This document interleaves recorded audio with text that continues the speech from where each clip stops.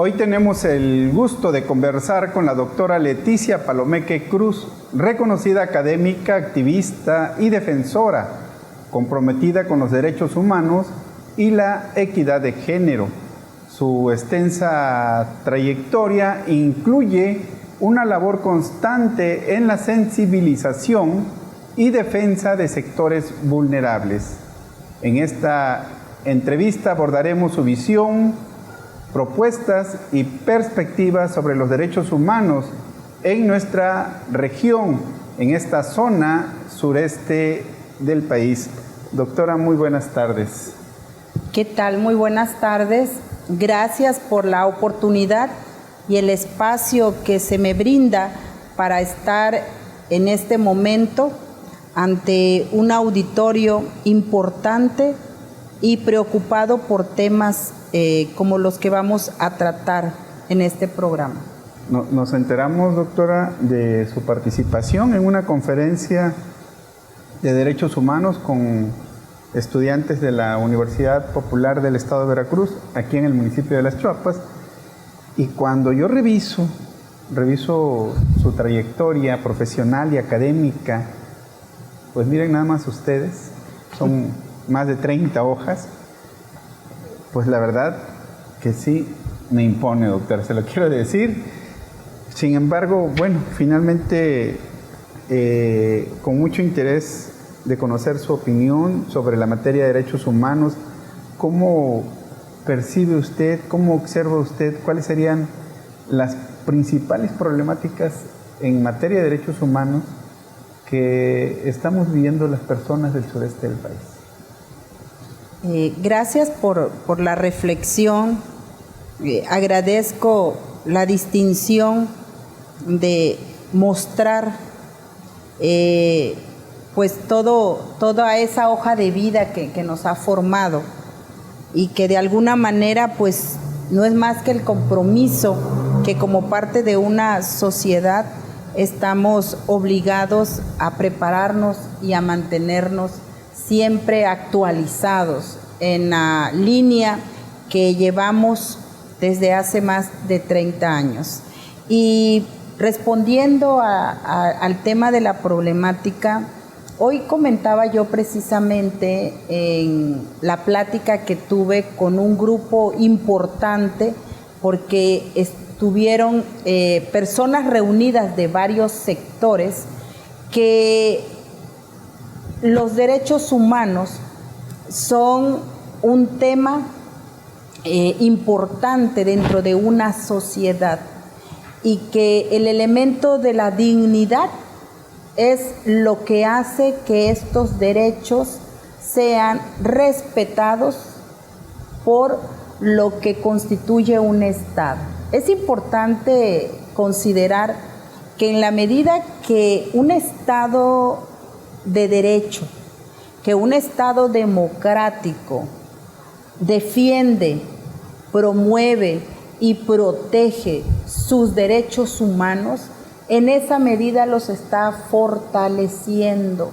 La existencia de organismos y de instrumentos legales para protegerlos por parte del Estado nos dice que hay esa preocupación porque la persona, quien es el titular de esos derechos, no se vea expuesto, que al contrario, siempre tenga los instrumentos legales necesarios para tener una defensa adecuada y una defensa correcta en estos derechos. Entonces, vamos a ver que el Estado de Veracruz, el Estado de Tabasco, en la medida que tiene la implementación de políticas públicas correctas, de manera inmediata, de manera sensible, es la forma bajo la cual se puede generar una preocupación como sociedad para decir que estamos cumpliendo con la parte que como Estado nos corresponde.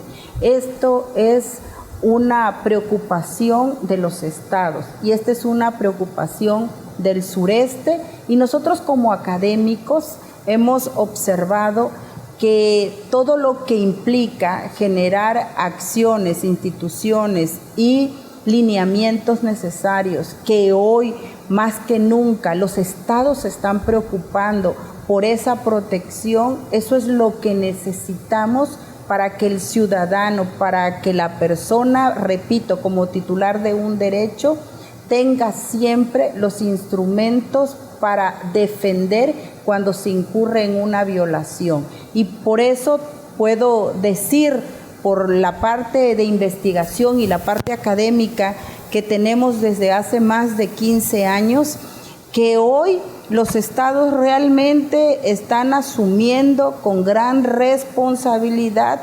esa facultad que tienen. Y eso es importante, porque en la medida que tengamos esa preocupación, como personas podemos tener el apoyo y el acompañamiento necesario de una verdadera instrumentación jurídica. Doctora, cuando hablamos de derechos humanos, creo que nos gustaría entender un poco y tener claro en qué momento se violentan los derechos humanos de las personas. ¿De qué manera, cuáles son esas tantas maneras en las que una persona debe de saber que se están violentando sus derechos humanos? Algunos ejemplos incluso. Claro, es una buena pregunta por lo siguiente, porque podríamos decir que muchas veces somos víctimas de violaciones a los derechos de los cuales somos titulares y no lo sabemos. Otras veces sí sabemos que hay una violación, pero no la denunciamos. Entonces, y no la denunciamos por muchas razones. Desde el temor que nos pueda dar hacer una denuncia, de las represalias que pueden existir, de no conocer los instrumentos legales, de no conocer las instancias legales. Entonces, pueden ser varios factores que encierran el que no tengamos además una denuncia o una cultura de la denuncia de violaciones de derecho. Pero aquí hay algo muy importante que tenemos que aclarar. Cuando estamos en el terreno de los derechos humanos y cuando estamos en el terreno de las violaciones, ojo, estas violaciones serán siempre imputables al Estado. No estamos hablando de violaciones entre particulares, porque cuando hablamos de violaciones de derechos entre un particular y otro, llamado particular incluso una persona moral, pero dentro del derecho civil, que es tan complejo, pues puede tener la figura de persona moral. Y cuando tenemos esta controversia de derechos, lo que corresponde es ejercer las acciones legales que nos marca la ley. Y entonces estamos ante un procedimiento de carácter judicial que le llamamos jurisdiccional. Pero eso es un tema legal, eso es una reclamación de derechos personales.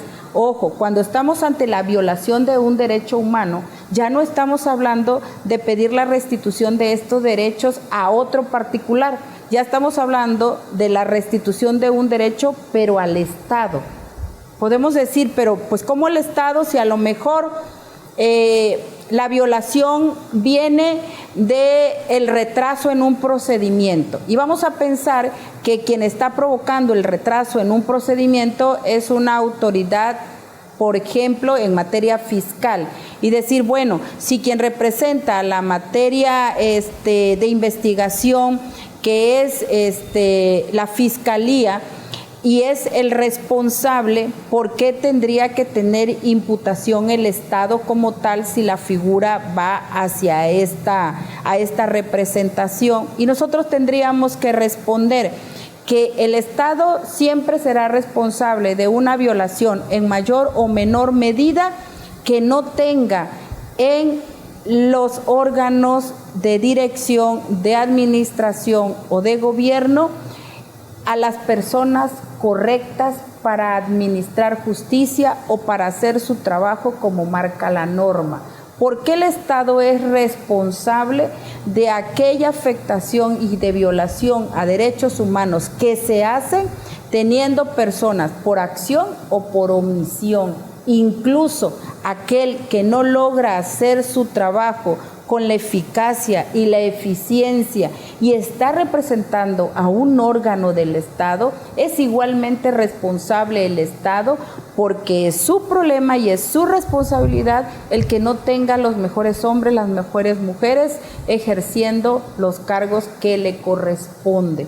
Por eso decimos que cuando hablamos de una violación a los derechos humanos, pues estamos hablando de una violación por parte del Estado, quien tiene que restituir en la esfera de esta violación al particular que ha sido lesionado. Es decir, que va más allá de quien comete esa violación, sino quien lo representa. Así es. Es el Estado, es el Así gobierno. es. Por eso cuando nosotros tenemos, por ejemplo, alguna queja ante las comisiones estatales de derechos humanos, no estamos haciendo una reclamación de restitución de derechos humanos en contra de el elemento que hizo una detención arbitraria. No estoy pidiéndole a Juan Pérez que me restituya en mi derecho porque esa violación y esa detención arbitraria excedió en los términos que marcan los protocolos que se deben utilizar para esta detención. Yo no puedo ir en contra de Juan Pérez porque él es una persona física, porque él es solamente un elemento y un instrumento del Estado. Yo tendría que ir en contra del Estado porque él es responsable de que Juan Pérez no haga su trabajo de manera correcta, que no lo haga con la diligencia, con la responsabilidad que requiere el puesto que está desempeñando. Esa es la...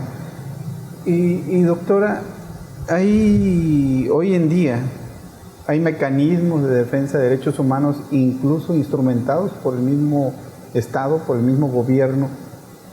Sin embargo, ¿qué está fallando? Que los ciudadanos tienen esa percepción de que no se está atendiendo sus demandas de respeto a sus derechos humanos. Bueno, es que tenemos que partir de lo siguiente. Tenemos que generar la cultura de la denuncia del tema de los derechos humanos y también las instituciones protectoras de derechos humanos se tienen que ganar esa legitimación de certeza, de ayuda, de apoyo, de acompañamiento con las víctimas, porque en la medida que la víctima no se siente representada, que no se siente tomada en cuenta, que no pasa nada con su queja, que es un expediente más y que en vez de generar los instrumentos para llegar a una recomendación, se queda en el camino y que por muy evidente que sea la violación, no se integra una investigación de manera correcta en contra de la autoridad que está generando la violación, en la medida que los órganos de protección de los derechos humanos no le estemos dando la confianza a la sociedad de que estamos ahí para arropar las violaciones, para generar las consecuencias de una violación, en esa medida la gente deja de ir menos y va cada vez menos, no solamente a generar una denuncia de queja, sino además llega menos interesada al procedimiento que puede tener su queja. Y ahí es donde vemos la desilusión de mucha parte de la ciudadanía que llega con las mejores intenciones a reclamar una violación de sus derechos y finalmente no ven materializada o no revisan que pueda haber una consecuencia derivada de un acto indebido por una autoridad. Y por supuesto que esto pues va quitándole las expectativas a la sociedad, porque esa persona que llega por una violación, tal vez porque en su trabajo no se le trata con dignidad o no se le trata como debe ser, Posteriormente, si tiene una violación distinta, pues no va a ir con un órgano que no tiene la preocupación por interesarse por alguien que está siendo atropellado por una violación mayor. Habla usted de cultura de derechos humanos y digo, es una experta con una trayectoria en este tema. Del 100% de los ciudadanos, ¿qué porcentaje considera usted desconoce realmente o no tiene esa cultura de los derechos humanos? Mire, a mí me tocó estar en algún momento dentro de la Comisión Estatal de los Derechos Humanos de mi estado, del estado de Tabasco. Durante el tiempo que estuvimos, la función que desempeñaba era integrar, dictaminar y revisar las recomendaciones que se emitían en la comisión, en donde pues se hacía un análisis de las autoridades que violentaban estos derechos humanos. Y yo le puedo decir a usted que algo que se instrumentó desde ese momento fue procurar que la víctima y la autoridad pudiesen llegar a un acuerdo, a una plática, a que la autoridad pudiese reconocer que había violentado un derecho, si es que lo había, porque no siempre hay una violación como se exige, no siempre, pero casi siempre la hay, que era lo que nosotros observábamos en ese momento sobre esas quejas. ¿Qué procurábamos? Decirle a la autoridad, mira, si ya has violentado un derecho, lo que queda es la restitución. ¿Por qué esperar que esto se resuelva con una recomendación? ¿Por qué no generamos el instrumento de la conciliación? Que la conciliación pues es un mandato constitucional, no es un tema de ocurrencias en cuestiones como esta. Ya es un mandato constitucional por el artículo 17 de nuestra máxima carta política, y de ahí procurar que la restitución de estos derechos que se diera también fuera acorde con la violación que se había cometido. ¿Qué se procuraba con esto? Que fuesen menos los expedientes que llegaran a un tema de recomendaciones.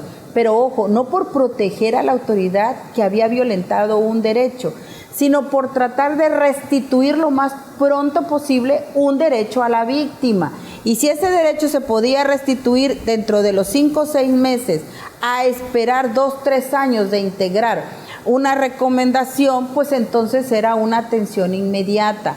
De ahí entonces que nosotros podemos decir que esa estrategia tuvo mucho auge, tuvo mucho éxito, y de ahí las recomendaciones eran las menos, la restitución de derechos era lo más, a través de un proceso de conciliación que se volvió importante, y empezamos a observar que las quejas empezaron a ir en aumento.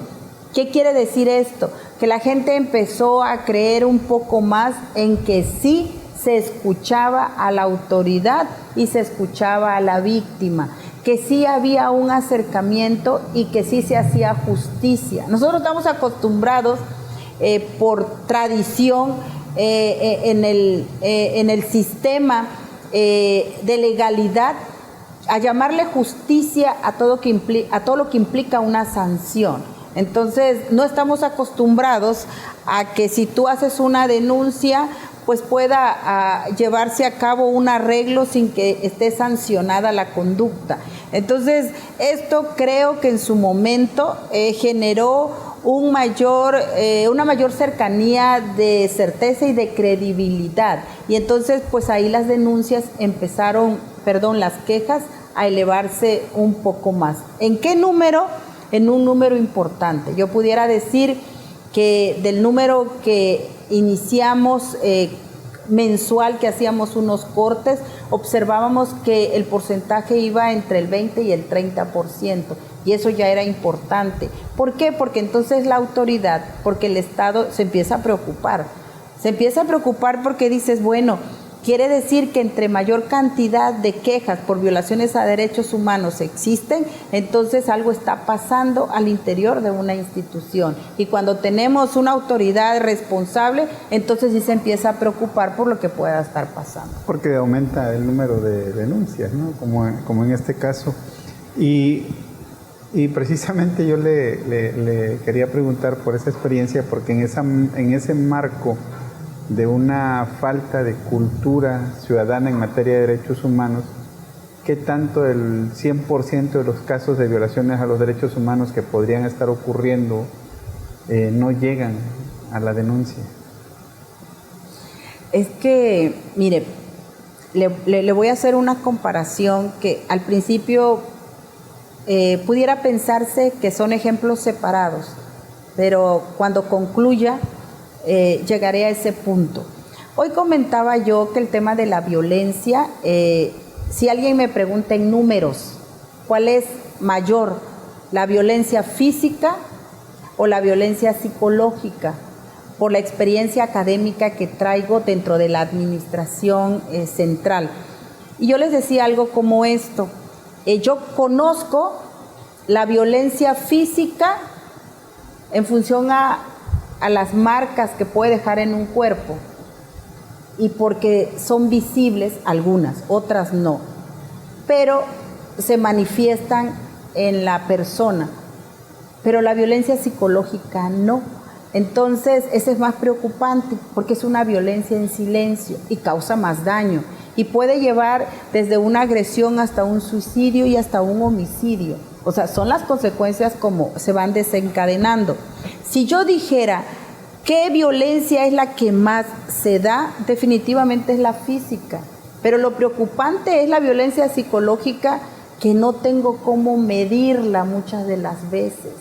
Que a alguien que está viviendo violencia psicológica la vive en silencio y no la dice y no la denuncia y no la manifiesta y no la vemos cuando ya desata una consecuencia. Entonces, decir, académicamente lo que yo he visto, que la violencia física supera a la psicológica, porque aquí cuento 100 casos y en la psicológica cuento 5, pues sí es muy sesgado el tema. Porque la siguiente pregunta que yo me haría es ¿cuánta gente sufre una violencia psicológica que no me la está diciendo? Y puede ser muchísimo más alto el número. Algo así pudiera pasar con el tema de las denuncias. Algo así pudiera pasar con el hecho de decir ¿cuántas violaciones a derechos humanos se están cometiendo y no se denuncian? Por miedo, por represalia, por desconocimiento, por falta de asesoría. Porque tal vez las que llegan son las menos y las que se están cometiendo afuera son las más. Y a lo mejor las que se quedan son las más graves. Yo pudiera decir, bueno, en un corte que hago al año, pues voy aumentando mis números porque del año anterior de 100 quejas, ahora tengo 200 quejas. Quiere decir que va en aumento. Quiere decir que ya hay 100 gentes más interesadas en decir que hay una violación, pero el tema es las que se quedaron afuera. El tema son las que no llegaron. Y entonces las que no llegan son las que más nos deben de preocupar, porque entonces algo está pasando, que no hemos logrado todavía generar ese ambiente de confianza, de acompañamiento, para que se genere una mayor denuncia de quejas. Yo conozco mucha gente y lo digo con toda honestidad. Hay áreas en donde de repente amigos, vecinos y conocidos te dicen, bueno, es que en mi trabajo estoy sufriendo un acoso y estoy sufriendo un bullying y estoy sufriendo maltrato y entonces desencadenan una serie de conductas que a nadie le queda duda que eso es violación a sus derechos humanos, a su trabajo, a su salud, a su conducta, a temas psicológicos, y entonces encierra un tema multifactorial de violaciones que hay. Y la pregunta que uno se hace, ¿y por qué no denuncias? Porque me van a correr. Porque si yo denuncio, te ves como una persona conflictiva. y entonces prefiero quedarme callado a generar otras consecuencias. Y eso también es violación. Eso es donde sí nos debe preocupar. Así que yo decirle un número, pues sería muy irresponsable de mi parte. Es muy subjetivo, ¿no? Porque tiene una línea muy delgada entre lo que yo creo que puede ser y lo que esté sucediendo realmente. Pero es alto. Es alto. Definitivamente. Sí. En esa experiencia, ¿usted ha estado, ahora sí se mueve en el ámbito académico y también en el ámbito de las defensorías, del activismo, de la Comisión Estatal de Derechos Humanos y todo esto? ¿Considera o qué debería hacerse precisamente porque pareciera que hace mucha falta tanto en las escuelas, tanto en la sociedad, como que nosotros los ciudadanos tengamos mayor conocimiento en materia de derechos humanos, como también pareciera que hace falta mucha capacitación a los servidores públicos en materia de respeto a los derechos humanos? Totalmente de acuerdo, pero aquí hay algo que todavía es más grave. Mientras en casa estemos pensando que la escuela va a dar principios y valores que nosotros no logramos darle a nuestros hijos y a nuestra familia en casa, y mientras las escuelas sigan pensando que la parte de luchar por recuperar a nuestros adolescentes está perdido, mientras sigamos pensando que ya no podemos hacer más, porque hemos perdido la batalla, porque estamos viviendo un momento y una época en donde cada vez te puedes meter menos con el alumno, cada vez le puedes decir menos cosas y te mantengas al margen y no hagas más de lo que te corresponde como un tema de responsabilidad social, mientras las autoridades no hagan lo que les pueda corresponder, mientras no tengamos las políticas públicas correctas para atacar los problemas de los que hoy nos estamos doliendo, mientras la sociedad no tome conciencia de que tenemos que hacer más cada vez por recuperarnos como sociedad, y donde nadie reconozca que todos somos responsables, todos, porque muchas veces nos parece más fácil echarle la culpa al Estado y decir que las autoridades están mal porque no hacen nada y lo que hacen no funciona. Y mientras digamos que las escuelas, la educación no tiene las herramientas para fortalecer a nuestros hijos, pero nosotros también somos responsables porque no les damos las herramientas a la educación. Y mientras en la familia estemos mandando a nuestros hijos a las escuelas, pensando que allá los van a hacer mejores personas, entonces seguiremos fallando como sociedad. Yo siempre he dicho, el tema que manejo en algunos casos, que se llama cultura de paz, la manejo como un tema de responsabilidad compartida. Y ese tema de cultura de paz que nos corresponde a todos, porque es de todos, es que cada quien haga en esta sociedad la parte que nos toca y donde todos tengamos el mismo nivel de responsabilidad para que podamos empujar que las generaciones salgan lo mejor formadas. Seguir promoviendo, definitivamente. Doctora, en Tabasco, en Villahermosa especialmente, ocurrió un caso que me parece a mí que tiene varias implicaciones de violaciones a los derechos humanos. A lo mejor puedo estar equivocado. Se hizo muy viral la agresión de una, pues se veía más bien una agresión entre jovencitas, una niña que al parecer tenía situaciones de autismo. Especial. Los medios de comunicación, veo una entrevista donde hablan con la madre de la menor, que ella habla que había presentado su queja a la dirección y que le habían hecho firmar un documento. Y creo que ahí también, para ser un tanto autocrítico como reporteros, mis compañeros le preguntaban que qué le había dicho la niña en relación a la agresión, quizás desconociendo que los niños autistas, pues no todos precisamente expresan lo que, claro, de lo que han sido víctimas. Y decía la madre de familia, explicaba que al parecer iban a separar a la niña agresora de la escuela, que creo yo que ahí hay una violación, y decía también que le habían hecho firmar un documento, y cuando le preguntan, bueno, ¿y qué decía el documento? Dice ella, pues no sé, porque no sé leer ni escribir. Y digo yo, caray, aquí hay, digo, ¿cómo una persona que no sabe leer ni escribir va a firmar un documento que no sabe qué es lo que está firmando? Y el problema de separar a una niña en una situación de esa naturaleza, yo creo que es como creo que podría estar reflejando esa ignorancia que tenemos en materia de respeto y de violaciones a los derechos humanos. ¿Qué opinas, Fiona? Mire, ese es un tema complejo porque llegamos al mismo punto que platicaba yo hoy durante después del mediodía. Nosotros vemos la violencia cuando ya tiene una consecuencia,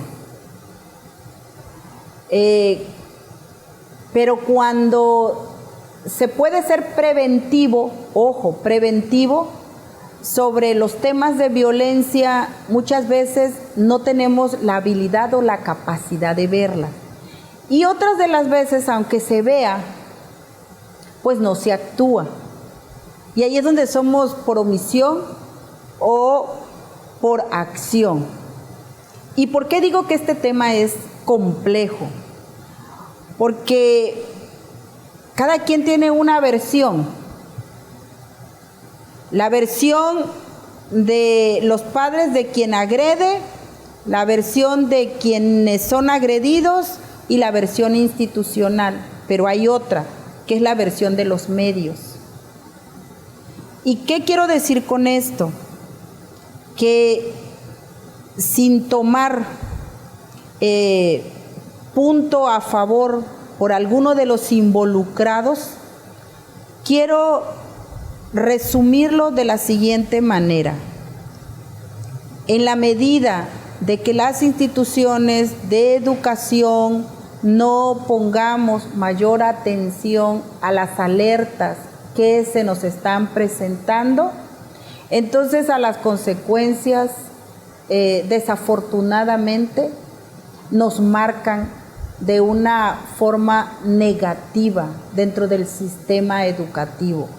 Lo que sí yo conozco de este tema es que inmediatamente de lo ocurrido, de manera responsable, la Secretaría de Educación del Estado de Tabasco tomó medidas urgentes para poder salvaguardar derechos de ambas niñas, porque aquí hay dos derechos. Definitivamente una en condiciones distintas a la otra, pero ojo, las dos son menores. Y creo que las dos son víctimas. Las dos son menores. Entonces, ¿qué hizo la Secretaría de manera responsable y urgente?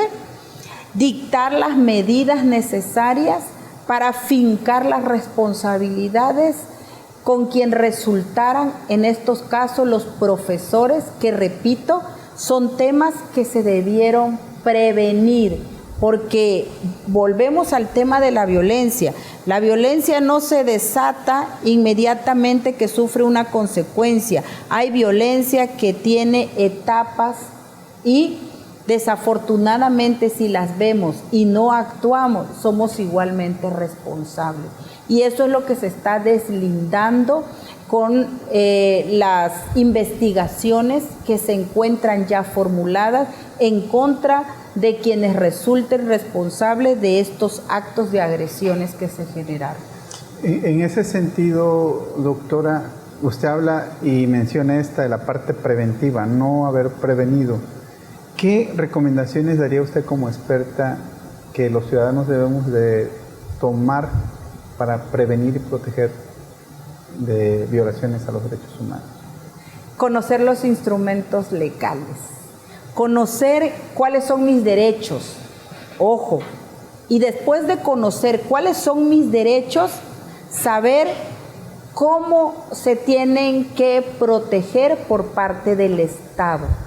Cuando nosotros sabemos la titularidad de mis derechos, es que tengo derecho a la salud, entonces tengo que procurar que cuando recurra a un tema de salud, se me dé la atención adecuada, el médico correcto, los medicamentos correctos.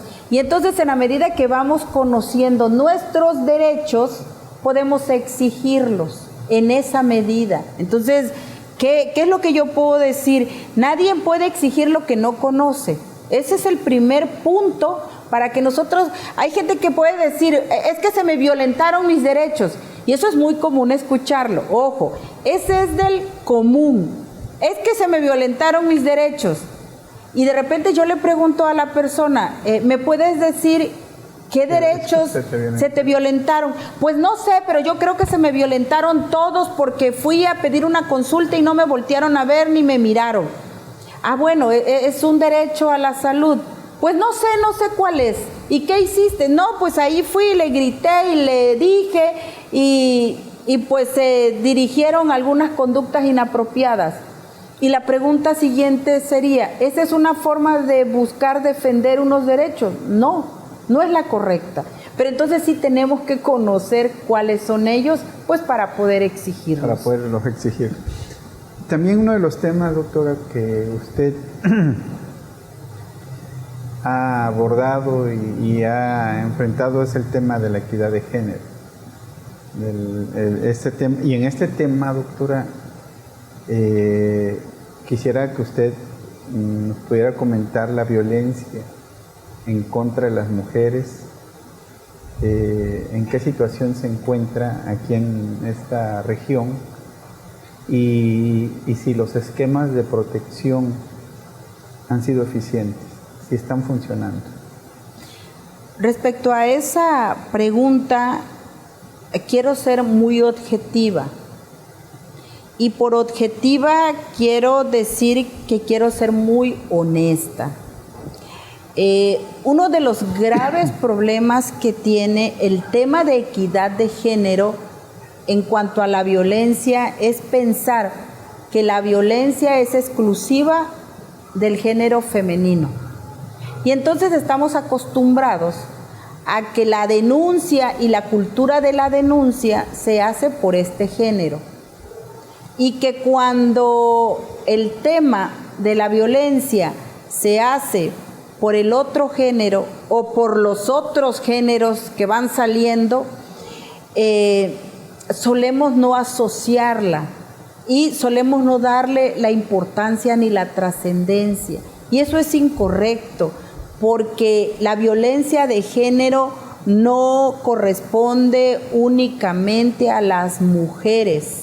No, que el hombre no denuncie, que los demás géneros denuncien menos, pues muchas veces son estereotipos sociales que no nos permiten avanzar porque estamos más acostumbrados que la mujer sea la que se duela y la que se queje. Y si usted me pregunta, ¿los mecanismos y los instrumentos han sido eficientes? Si lo asociamos en el género femenino, diríamos que sí, porque se ha hecho no solo una serie de instrumentos legales, sino también una estructura suficiente para tener una atención exclusiva. Y ahora vemos una fiscalía de mujeres, y vemos procedimientos exclusivos, y vemos cuestiones de violencia, y vemos cuestiones de feminicidio, y vamos avanzando y avanzando. Y claro que hemos avanzado, y claro que estamos mejor, mucho mejor que años anteriores, para poder darle el trámite, el cauce y la investigación a este procedimiento. Por supuesto que hemos avanzado, pero también tenemos que ser conscientes de que cuando tengamos una violencia por parte del género masculino, tenemos que tener el mismo trato, la misma eficiencia, la misma rapidez y el mismo comportamiento, porque sigue siendo violencia. Tal vez no se ejerce en la misma magnitud ni en la misma proporción, eso también tendríamos que decirlo. Tal vez ahí tiene aristas el tema para decir dónde es más apremiante que otro. Tal vez tendría sus particularidades, pero sigue siendo un tema de violencia, sigue siendo un tema de atenciones. Ahí es donde creo que tendríamos que buscar si los mecanismos siguen siendo igualmente de la misma forma para uno que para otro. Le comento, doctora, la pregunta va en el sentido de las mujeres porque estamos precisamente en marzo, que es el 8 de marzo que acaba de pasar. Día Internacional de la Mujer. Y porque, ¿cómo habría que explicar con estos comentarios que ha hecho usted? ¿Cómo explicar entonces que los reclamos, las protestas, las marchas de las mujeres en cuanto a su reclamo de respeto a sus derechos y muy en el tema de la violencia, cómo explicar que siguen siendo tan altos esos reclamos? Si los reclamos, cada vez que llega el 8 de marzo como Día Internacional de la Mujer, se siguen sumando más voces, esto quiere decir entonces que todavía es un tema pendiente. De eso no nos queda duda, porque en la medida en que tengamos menos voces cada 8 de marzo, estaremos diciendo que estamos cumpliendo tal vez con la parte que nos corresponde. Pero la sumatoria de voces nos dice que algo no estamos haciendo, que algo está fallando y que por lo tanto hay la necesidad de salir a hacer un reclamo para que unidos, porque ese es uno de los lemas importantes del 8 de marzo, unidas se escuchan más. Entonces tiene que resonar esa voz para que entonces el Estado, de lo mucho que está haciendo, continúe todavía avanzando más. Yo le agradezco mucho esta entrevista. La verdad que pudiéramos pasarnos aquí hablando de más temas y seguramente habrá nuevas oportunidades, doctora. La verdad ha sido un gusto conocerla. Y, muchas gracias. Y la verdad que vamos a consultarla porque es usted una especialista y pues reconocerle también esa labor académica, profesional, activa que hace en pro de una sociedad más justa e igualitaria.